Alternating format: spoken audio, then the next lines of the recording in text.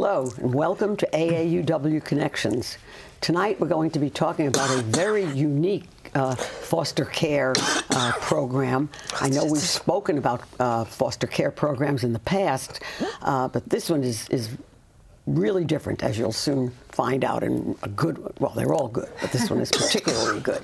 And it's run under the auspices of Bill Wilson Center. And here to tell us all about it are Annie Beltran, Karen Lee, and Orlinda Hamill. And why don't we start first, Annie? Just tell us, what is Bill Wilson Center and who was Bill Wilson? Okay. Bill Wilson Center is a community-based counseling center is what it started out as. Bill Wilson was a prominent citizen of Santa Clara. He was also a councilman and a mayor for a brief time. And he collaborated with Santa Clara University, with their faculty, to create a counseling center for students and also for secondary schools in the area. And that's how it initially started. And then he, I think, ended up going back to get a master's in counseling psychology so he could actually be a service provider at the counseling So the center. Counseling was for late teenagers or college students, people about that age? And the secondary schools in the area, okay. So youth and families as well.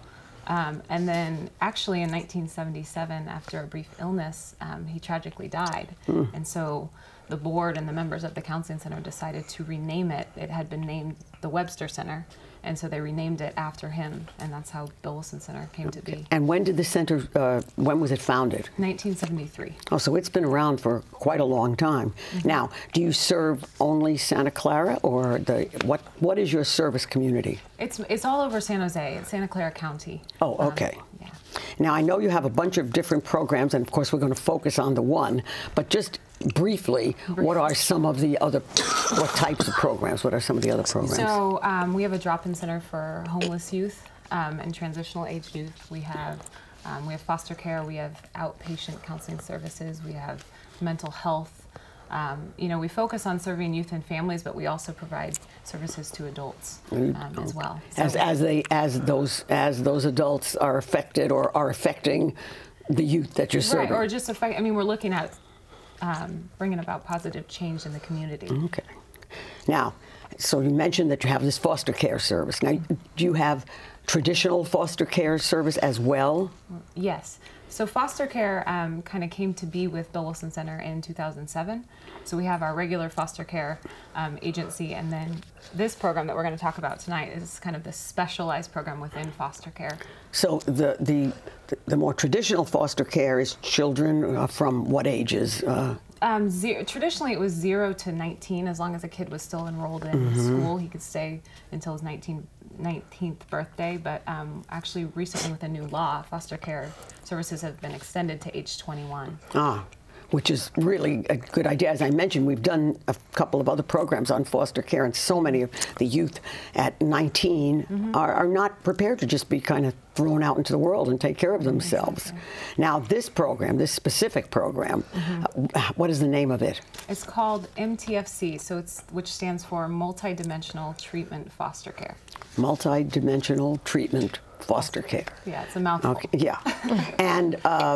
And was it founded, was this program, this treatment founded here in Santa Clara? It actually was started in Oregon, and it was kind of generated by a lot of research. They wanted to look at, it's all for all different age levels, but we have an adolescent program, so it's ages 12 to 17, and kind of looking at behavioral difficulties and, you know, how do you work with them, how do you solve them? I mean, I don't know any adolescent that doesn't like to get into a good power struggle or argument. Oh, yes. So that's their stock and trade. Exactly. But it was looking at different ways to handle behaviors to maybe avoid those power struggles. And so it started in the early 90s, and then they've expanded, and they actually have, you know, a consulting firm, and they've really spread this program throughout the country. So we currently work closely with them to implement the program at Bill Wilson Center. Okay, so although the Bill Wilson Center's program that you two ladies both participate in, though that program began here in 2007, you said, or foster care was 2007. This program specifically was 2010. So okay, but the program it had been around in other states for, so by the time you started it, there was already some body of evidence that it worked. Yes. And now, Orlinda and Karen, you both are foster parents in this specific program. And that's what we're going to be talking about from now on. So, from what Annie said, it's dealing with youth that does have behavioral problems or those kinds of issues, so by definition a little more difficult. And I think you said they're adolescents. Yeah, and it's looking also at chronic delinquency. So, so it's even more specialized. Yeah. So you two, in coming forward and saying, I would like to do this, were really brave forerunners, really, and I mean, to take on those kinds of responsibilities. So, Orlinda, how did you come to the program? How did you find out about it? What made you decide, gee, this sounds like a good idea? Excuse me.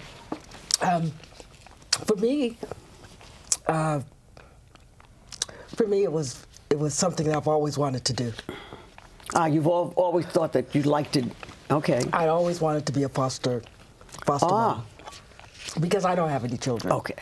And so I had the opportunity to go to one of Bill Wilson's sessions to find out a little bit more information about the program. How did you know about it, and how did you know to go to Bill Wilson Center? Well, it's interesting. There's a newspaper that we get in our neighborhood called the Rose Garden. Oh, yes, okay. Yeah. And in the article, there was an article about the Bill Wilson program. And so I decided, I said, I'd like to learn a little bit more information. So I went to one of their sessions, and from there, I decided to start taking some courses, because you have to go through training. Okay, the courses were at Bill Wilson Center? At Bill Wilson Center, yes. And so from there, I decided that it was something that I really wanted to do. My dad was in probation for 35 years. And then I was in early childhood. And I felt that that's what you had studied, and that's what I had studied, and I felt it was a good fit for me. But in our earlier conversation, you had mentioned that for years earlier you had been in the high-tech industry. High-tech industry, over 25 years, software industry. Yeah. So you probably learned to deal with some difficult people there anyway. Yes. Yeah, I did. Different behavioral problems. Right. And Karen, how did you hear about the program, and what I was at a Starbucks, and they had a little pull-off thing with a phone number. I pulled it off, and, you know, I went into it thinking, oh, good, I'll get a baby in the house. You know, I'll get my little baby fix, because my grandchildren all live in other parts of California. So, you know, I said to my husband, hey, let's go to this. And, you know, he's like, oh, okay, you know, I'll go along with you. And we went to the orientation. And then, like, a week later, we started our training. And as we started the training, they started talking about the MTFC program. And my husband's like, I want to do this. And I'm like, I want a baby. I want to do this. So he said, let's do the training. If you don't like it, we won't do it. And we went through the training. It's an additional 12 hours of training. And we started learning, you know, the way that we've really been trained to work with these kids who do have a lot of behaviors and a lot of problems. And so it makes your life pretty easy in dealing with them most of the time. But we started with our first child. And when was that? We were licensed in February of 2011. Oh, so you have to be licensed by the state? Yes, you have to have a foster care license. So it'll be 2 years next week since we've had our license. We had our first placement. She was with us for a few months, but she kept running away, and that just wasn't a good fit for us. And well, and as you said, Annie, that's in a way not typical, but those are the kinds of problems, the kinds of young people that are in this program in the first place. So I guess it's not shocking that this happened, because you know going in. Now, interesting, one of you said, I gathered that when you first responded to the ad or the little pull-off, you was just thinking foster care. Right. Yes, absolutely. Totally. Yes. So that's why you could picture a baby. Yes. And then as you learn more, you. Right. Now, Annie, the licensing. the courses, so you give courses at Bill Wilson Center to prepare people to get this license. Mm-hmm. So it kind of goes in steps. So there's stages. So we initially, they found us through ads or, there's recruiting efforts, and then there's a 2-hour orientation to kind of orient people to what foster care is. How often is this orientation given? They do actually pretty often. It's based on interest, but I would say it's at least once a month. Okay, every time you have a certain critical group. I mean, we try to accommodate the interest. And we want people to come in. So then we start with the orientation, and then after that, they go through the training hours. And I think for foster care, it's 26 that you do. 26 training hours. About right, yeah. Right. And then the additional, if you want to do a different specialized program, which is called intensive treatment foster care, I think that's an additional 36 hours. And then MTFC is 12 hours. So so how many hours of training, for example, did you have? It was 20. You did 40. Was it 40? Because you did the initial, the 2-hour orientation and the 26 hours and then the additional 12 for MTFC. Oh, okay. So you're really pretty well trained by that time. And then they require so many hours yearly that you have to keep up. Right. It's 12 hours a year, about 1 a month. Mm-hmm. And so these young people who come into this particular program, how do you not find them, but how do they come to your attention? Well, we have a relationship with probation, so most of our referrals are generated from juvenile probation. Okay. And so but then there's every once in a while we get them from the dependency system too, from social services. So. Okay, so both of you, or Linda and Karen knew going in that you would be having a child with some issues. Yes. Yes. Yes. Okay. Absolutely, yes, we did. And so you said, Karen, that the first young woman used to run away. Right, correct. And so that didn't work. And then you were assigned a different case. And is that the person you have now? We have 2 children with us right now. They're siblings. They were 10 and 12 when we got them. And now they are 12 and 14. So they've been with you for 2 years? They've been with us for about 20 months. Okay. Are they brother and sister? They are brothers. Brothers. Yes. So they must be feeling a lot more secure now. I mean, almost 2 years, and they have each other. Yes. And we've become attached as a family unit. Yes. Linda, I want everybody to hear, you have a really unusual, at least to me, unusual, maybe it isn't in fact in real life, but with foster, what is your situation? Let's see, I have a 17-year-old female, and she has a 10-month-old son. Oh my goodness, so you have an infant? Yes, I do. And now is this, so each of you, in each of these cases, you have 2 youth or baby, whatever. Is that typical in this program? No, and it's funny because just hearing them say that, it's not typical for MTFC. We did get exceptions for both of them. And again, we look at the situation and we can make exceptions at time that are in the best interest for the kids. But typically MTFC is supposed to be 1 kid per home because of the behaviors and also because most of the kids are on probation.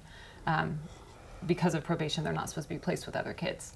Oh, so is it any kid who comes out who is assigned to a foster care situation by the court or by the probation system has to be in a home without other children, other kids? Usually, while on probation. Ah, okay. So when you said we had to get an exception, you had to get it from the court, right? Or probation made an exception by placing the kids with us. Right. So how is this program different from the usual foster care? It's highly structured. It's prescriptive. I mean, it is very regimented. Each day, these foster parents, they implement a point and level system. And how does that work? So what we're trying to do is catch kids and give them positive reinforcement for things that they're doing right. So getting up in the morning on time, and putting away their breakfast dishes, cleaning up after themselves, going to school, being on time at school, doing chores. I mean, just things that we need to do every day anyway. And so our philosophy, this program's philosophy, is to try to catch things,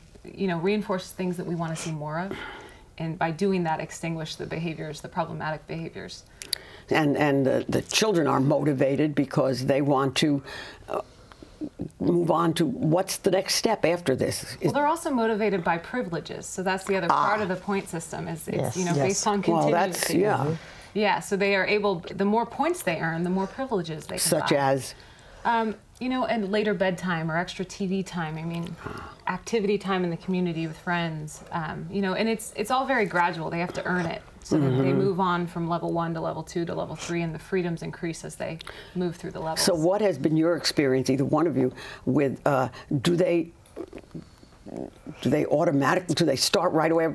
I would think at the very beginning it's difficult to a young person who hasn't been accustomed to getting up at a certain time every morning and going to school every day or cleaning up. Gosh, I mean, how do you teach any teenager or adolescent to clean up after himself? Right? This is true. Never mind any other outside issues. So how is it at the beginning with them? With mine, they had a lot of tardies, and we had many discussions about why do I have to be to school on time. And so it's like, well, this is why, and it's important. And then you just want to kind of not bring up the negative part of it, but tell them about all the benefits. My oldest foster child has a 4.0. Wow. Got his first report card. Oh my 4.0, and I mean, we were just blown away. I mean, that was a big celebration. Where do you want to go for dinner tonight? Oh, of course. Because we really wanted to reinforce that. And like Annie said, it's more about catching them being good. Definitely. And what I really like about the point and level system is they go to bed every night and they know how their day was. And we write my husband and I call it a sandwich. We put something positive, I always use their name. So and so, you did excellent at this today. Remember not to, leave the toothbrush, laying on the floor in the bathroom in the morning, or whatever the thing was for the day. And then I close it with something positive. And then on the days that they don't make level, I put their, hey, you were really good at this. Remember not to, take your brother's stuff out of his room. Tomorrow's a new day. I know you can do it.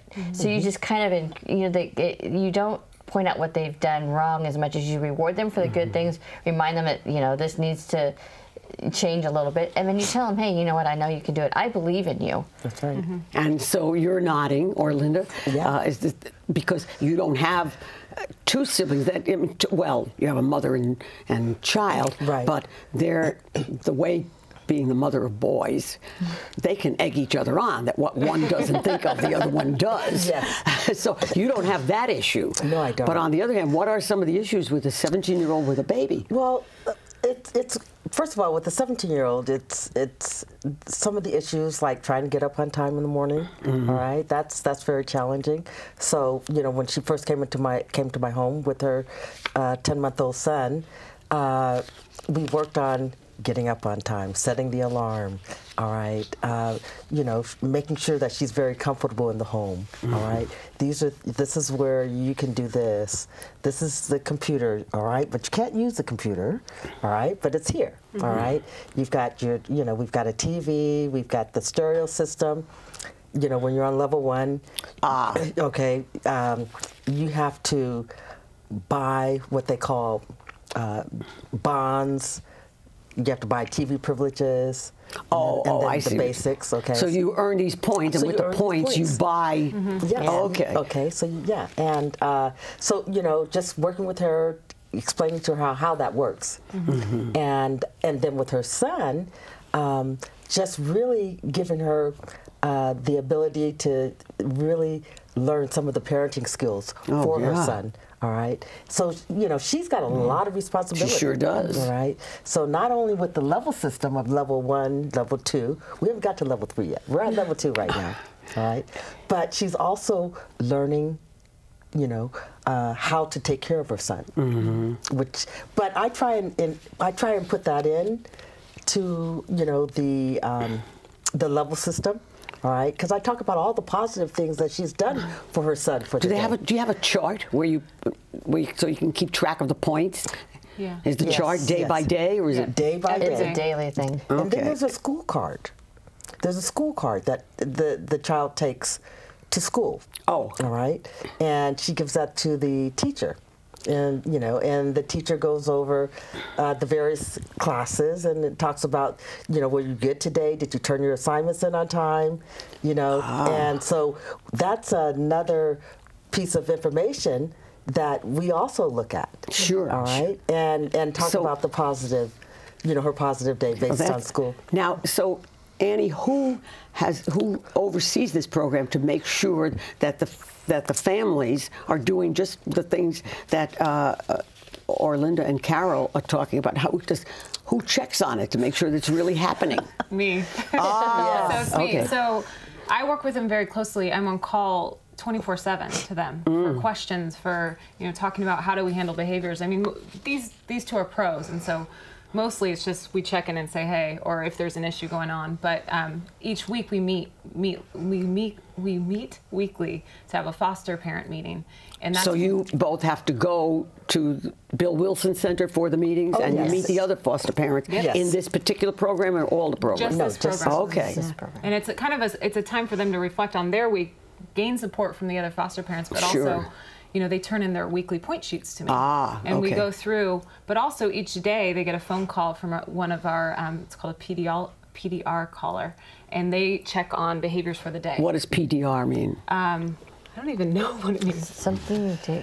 Well, okay. But it really is just supposed to be a daily check-in so that we get a snapshot of how the day went, and they report on behaviors, give it a grade, and report the amount of points. Well, that's good because so you don't have to worry if something, you have plenty to worry about, I'm sure, but I mean, if something is not going right one day, you don't have to, and say the meeting is on Saturday, I don't know what day it is, but say, or Saturday, you don't have to think, well, and this is happening on Sunday, now, well, next Saturday I'll talk about this, and you're going to stew about it in the meantime. That doesn't... Right. No, so this is a very labor-intensive program, isn't it? Yes, it is. But it also, I mean, another thing about the point and level system is, each day is a new day. So when a kid gets, say a kid's on level 2 or 3 and they get dropped, they lose enough points to get dropped to level 1. We really encourage them, and that's what these two are pros at, is let's get back on level tomorrow. And they talked about that comment section, and that's where they really So they can, by some unwanted behavior, they can lose points and fall back. Yes, yes. Okay. And now, does that happen more at the beginning than and that further along, or?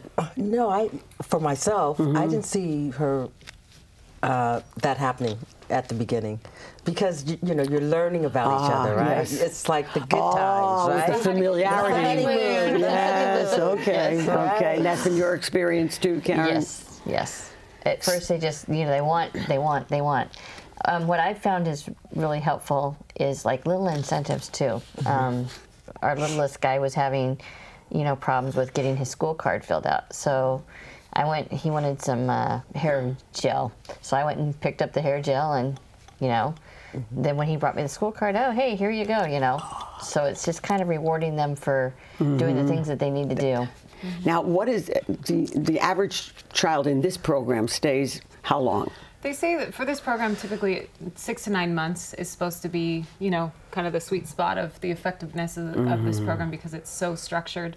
Up to 12 months, though. But Karen, you said you've had these 2 boys for 2 years. Yes, it's just a different situation with them. Okay, and you, Orlinda, have had this young woman for, it has been just a matter of months so far. Yes, 4 months. Okay. Now, how do you, we know how you two came to the program, but when people come, how do you decide, how do you choose? I mean, in the sense that that these are people who can make the grade that you know are going to be responsible foster parents. Well, it's throughout the whole training process and the certification process, you find out a lot of information. There's a very detailed home study they do to get background on people and just see, if they're going to be a good fit, or, if they meet the qualifications. And there's background checks, there's fingerprinting. I mean, there's a lot that goes into making sure that you can handle this. And then also, there's a matching process with the kids. So we look at this diversity and strengths of our foster parents and try to match them with our kids, and really look at, we don't make the decision. We want it to be collaborative. Right. So, so you you've done this weaning out process, and probably there, I would imagine, because this is how most things go, there are people who come forward and say, who pick up the little read the article or in the weekly shopper or pick up the little piece of paper in Starbucks, but then when they find out this is 40 hours and they start, that becomes pretty daunting. Yeah. So you probably have some dropouts, or do you? Yeah, we do. I would think so. Yeah. How does the county get involved? We know they came from these children mostly came from the probation. Does the county also, social services, check up, or do they do their checking with you because you're doing daily checks? Well, with probation, we work closely with the probation officer for the youth. Yes. So we do a lot of contact, and then also if a kid comes from social services, with the county social worker. So it's a team approach. So we have our team, and we work closely with them. I mean, them with us. From the county and the social services or probation's point of view, this program has to be made in heaven, because everything we read says that the social workers are overworked. They have so many cases. Maybe that's not true, but that's the impression of many in the public. And here you're getting daily support. And so, anyway, now, how is the program working? You know, are there statistics from, say, Oregon, where it's been in place for so much longer? Do they know that this program works? Yeah, I mean, there's a lot of evidence to back up that it's highly effective. You know, we haven't been around for that long, so we're trying to gain momentum. We need more homes, but we're finding that we've had a couple graduates, and our kids in place right now are doing really well. Okay, so if someone watching this program thinks, gee, this sounds interesting and very fulfilling, it sounds as though it would be, how would they get in touch with you? What do they do? Give us a call. I mean, come do an orientation, learn more about us. So they would either contact Bill Wilson Center, say they're interested in this program, and presumably there's a telephone number going up on the screen, right. And then they could they'll start the process that both of you have done. Yes. Suppose there's someone who doesn't want that level of involvement, but they'd like to help in some way. Can they donate money? Can they come and work in the office? We have a volunteer program also within Bill Wilson Center. That's another, less demanding way that you can get involved. So, well, it sounded. I just can't say enough about how much I admire all of you for the time and effort you're putting in. Nobody could pay you that much to be on call. And I know how social service agencies work to be on call 24 hours a day. And you're certainly on call 24 hours a day. Yes. One way or another. And with a baby, yes, we all know how that goes. So I just think what you're doing is wonderful. And everybody in the community owes you a debt of gratitude, because everybody wins when this program succeeds, and I just am very, very grateful for this.